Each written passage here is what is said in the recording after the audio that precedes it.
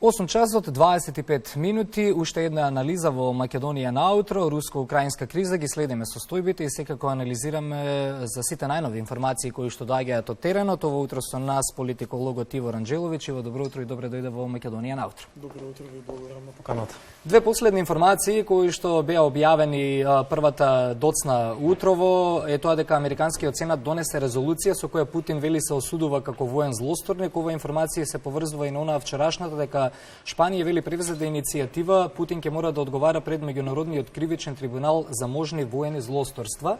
Русија ова не го признава. Каков епилог можеме да очекуваме од овие најнови на некој начин санкции кон председателот? Новија случувања повеќе гледам некоја символика или политичка, би рекол, одлука во некој реципроцитет кон Русија. Напротив тоа што навистина суштински може да се случи и дали навистина човекот од профилот на Путин може да одговара пред овие институции. Меѓутоа големата слика на овие потези на Западот е негово репозиционирање, негово враќање во функција, би рекол да се зацврстат оние вредности, компоненти на либералниот поредок, нели кои го подразбираме под онаа западна цивилизација, и сметам дека овие искри, политички искри се токму еден таков опортунитет. Наспроти тоа, сметам дека суштински не би можело, барем не во онај краткорочен план, да дојде до такво нешто.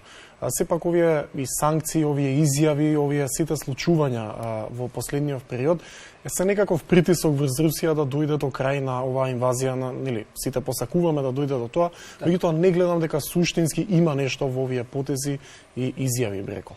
Добро, и тоа и го прокоментиравме додека одат вестите, некако и од Русија, нели информациите што остасуваат од тамошните медиуми, се тоа дека од делот медиумите дека и луѓето таму протестираат, па има и апсења, што во политичка смисла би значило се тоа што се случува не во Украина, туку во самата Русија, повлекувањето на голем број на брендови кои што таму функционирале и работеле. Што се тоа како политичко можеме, ете, во политичка смисла да го извлечеме и би се случило во Руската Федерација во иднина? И покрај тоа што јавноста, дури академските кругови на некој начин ги подценуваат санкциите кон Русија, тие покрај економската, односно финансиската намена, имаат и една психолошка намена, а тоа е да се створи една психолошка бариера не толку кон раководството во Русија, политичкото раководство, колку кон рускиот народ. И сметам дека на долгорочен план, токму покрај Украина како објективна колатерала на целава ситуација, сметам дека рускиот народ ќе биде најголемата жртва на овие санкции, ќе се створи еден антагонизам, една аврзија кон рускиот народ, може да се воведе и евентуален визен режим, меѓутоа генерално земено секојдневието ќе му биде на рускиот народ отежнато. Така што сметам дека санкциите не треба да се подценат. Едно е дали ќе ги оправдам или не навлагам во нормативите на сето тоа, меѓутоа санкциите ќе имаат свој резултат, особено ако ова инвазија трае нели подолго. Така. Преговорите си течат, во меѓувреме на терен оружјето не стивнува. Тоа што вчера од украинска страна како информации нели беа споделени дека преговарачките позиции се пореални, Зеленски вели дека е потребно време за договор. Кои се твоите очекувања околу овие мировни преговори? Дали би можеле да очекуваме дека наскоро ќе се договори прекин на огнот, нели извлекување на цивилите од градовите? Знаеме дека има се уште многу заробени цивили исто така во градовите. Објективно е да очекуваме брза разврска, бидејќи и политички и економски гледано на ниту една страна не ја одговара долга војна. Ајде да земеме Русија како нели во случајов окупатор. Сметам дека руската економија и не е толку многу голема во својот размер за да издржи една долгорочна инвазија. Од друга страна, Русија е подучена од инвазиите што беа врз Авганистан своевремено, иако тогаш беше Советскиот сојуз во прашање, меѓутоа тоа е една неисплатлива на долгорочен план политика. Истото важи и за западните сили како што е Соединетите Американски држави, и они се повлекоа од Авганистан поради слични вакви причини. Така што во тој дел очекувам брза разврска. Украина во во моментов на некој начин тактизира, бидејќи има, би кажал, непосредно, односно и преќутна подршка од Западот, преку оружје, преку доброволци и така натаму, и не би сакала на масата да седне со некаква апсолутна капитулација. Поради тоа сметам дека тактизира. Меѓутоа, со овие напади што се вршат интензивно врз Киев, Харкив и поголемиве градови, сметам дека набрзо ќе мора да се дојде до некакво, ако не мировен договор, барем до примирие, што има нели своја разлика суштинска, така што би требало да дојде од многу причини набрзо тоа примирие на кое сите се надеваме. Да го прокоментираме малку и триаголникот западни земји и САД од една страна, Русија и Кина. Во последниве денови се повеќе и повеќе се актуализира и темата дали Русија ќе помогне на Кина и економски, воено. Стасуваат изјави од дел од западните дипломати и Соединетите Американски држави дека Кина ќе ја плати цената за тоа. Би сакал да дадеме коментар токму и на овие последни настани поврзани со Кина. Во своето академско портфолио ван имам така доволен простор за кинеската политика и сметам дека Народна република Кина е исклучително квалитетен тактичар кога станува збор за политиката. Многу наивно е да верува јавноста дека Народна република Кина ќе даде еден карт бланш на Русија во однос на ова што се случува во Украина. Преќутно дава подршка, да, меѓутоа внимава да санкциите не се наменати кон Народна република Кина. На крајот на денот во една геостратешка слика на Народна република Кина може би одговара една слаба, ослабена Русија после оваа инвазија. Така што верувајте дека Кина го брани својот интерес, како и секоја држава, дури да и помогне и да и одмогне на Руската Федерација, тоа е поради свој интерес. Во овој момент постои интерес директен, би рекол, за оние случувања во Тајван и тек што не очекува на тој остров, и доколку дојде до евентуална било каква формална де факто или да јуре подршка од страна на Пекин кон официјална Москва, верувајте дека Кина ќе бари испорачување на реципроцитет при евентуална инвазија на Тајван или било што и да наметне врз Тајван. Меѓутоа, многу некако преќутно, дури сама Кина, самиот Ши Џинпинг се наметнува да биде еден нели посредувач во преговорите, како тоа што и многу други лидери го прават, меѓутоа неговата тежина, неговата тежина е сепак исклучително важна и сметам дека и на самата Народна република Кина и одговара да дојде до некакво примирие во овие моменти. Така што, ќе повторам, многу наивно е да веруваме и да ставаме во ист камп надворешната политика на Народна република Кина со она на Руската Федерација. Каква разврска, пред да преминеме малку и на домашни теми, секако се е поврзано со руско-украинската криза, каква разврска предвидуваш во однос на новите геополитички поставености во светот после оваа криза? Видете, многу аналитичари веруваат дека и покрај тоа што либералниот поредок онаков како што го познаваме, подкрепен под закрилата на западната цивилизација, сега ќе се смени, меѓутоа има тука легитимитет да веруваме дека ќе се зацврсти токму истиот поредок во некоја нова форма, затоа што тој беше во еден пат, во еден процес на деградација и во слободен пат би рекол, меѓутоа оваа инвазија во суштина и дава на вредност на западната цивилизација и незиното постоење, незините институции. Една од институција НАТО. НАТО, според мене, многу воени аналитичари беше во еден слободен пат. Меѓутоа, сега има НАТО суштина да постои веќе неутралноста е неисплатлива. Погледнете а Шведска, погледнете а Швајцарија кои посегнуваат да се приклучат кон НАТО алијансата и сметам дека тоа е една разврска која не оди во прилог на Руската Федерација. Од друга страна, доколку дојде до еден поширок конфликт во една перспектива на Трета светска војна или кажете ја како сакате, тогаш сметам дека апсолутно нема да постои поредоков како што го познаваме денес.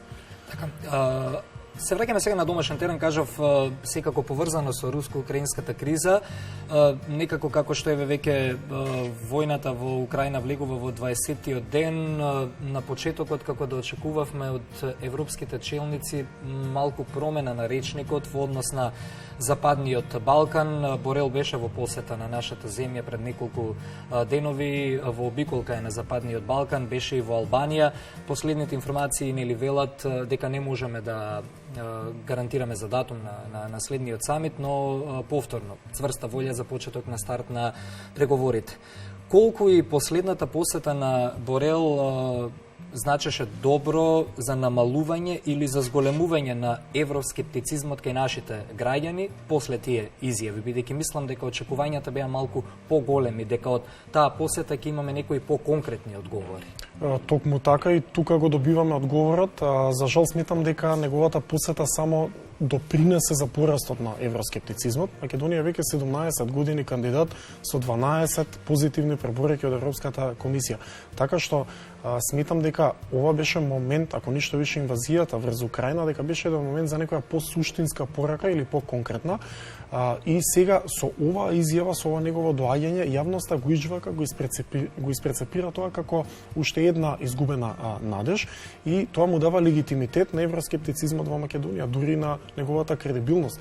Очигледно на вакуумот кој се ствара во оваа земја, во овој регион на Балканот, и сметам дека тоа е една, јас како политиколог ја гледам како исклучително опасна работа, бидејќи вакуумот никогаш не останувал празен, секогаш е пополнет од некоја сфера на влијание, од некоја идеологија или суперсила. Така што сметам дека, барем сметав до вчера, дека инвазијата врз Украина ќе биде еден аларм за Брисел, дека нема веќе што да се тактизира и да се чека. Па вие погледнете, јавноста во Македонија е се понаклонета, се повеќе гравитира во своето мислење кон политиките на Путин и Руската Федерација и не можете да му судите на граѓаните, бидејќи ваквите моменти му даваат легитимитет на размислувањето на обичниот граѓанин. Така што очекував малце поопиплива посета, би рекол.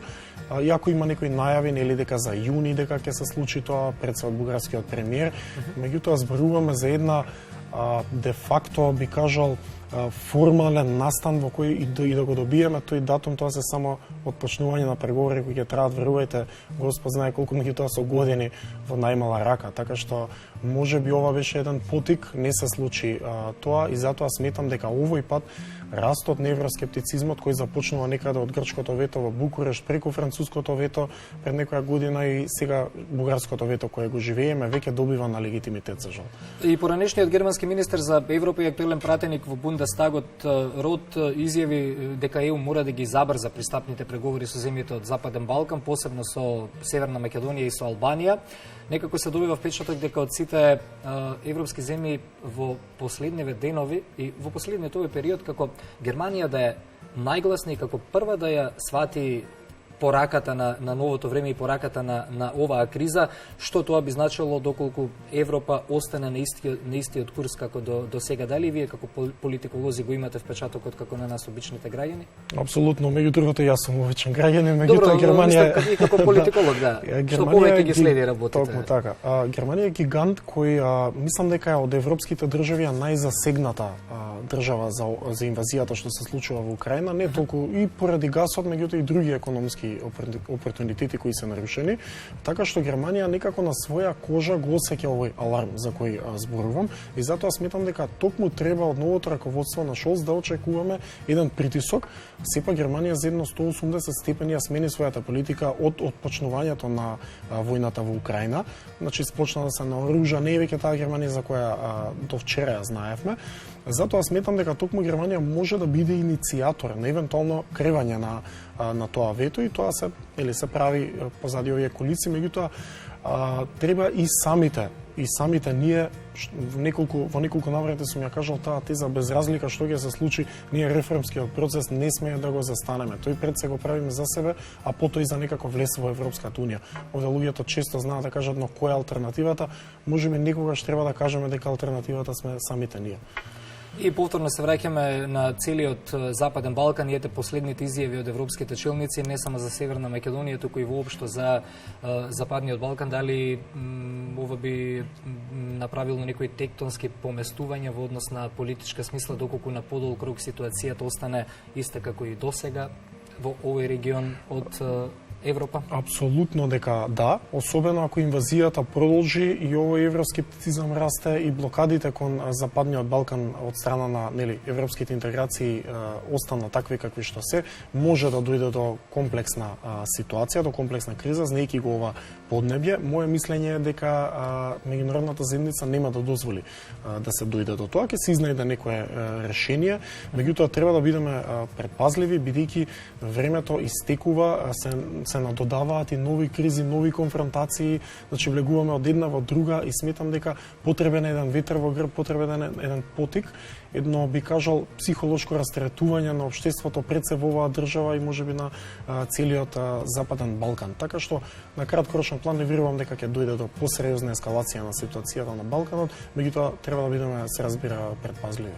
Некако ова го прашуваме бидејќи уште првиот ден кога почна и војната во Украина, веднаш почна во овој дел од Европа, посебно на Западниот Балкан, да се прават споредби и нели да се внесува некаков страф и тензија на самото население, зборувам од надвор, увезана тензија дека можеби истото ќе се случи и тука, па затоа сакам малку и да разговараме на овие теми за да граѓаните бидат и малку поспокојни, но зошто секогаш мора Западниот Балкан кога се зборува за криза секогаш да влегува во пакет со било кој дел од светот да се случува криза? Видете, народите генерално на Западниот Балкан имаат една таква ментална матрица да ние секогаш мора да се компарираме со одредена ситуација, дури да гравитираме кон одредена идејна матрица. И сметам дека тоа е погрешно, тоа е некој знак на комплексна инфериорност, што не би требало да биде онака како што е.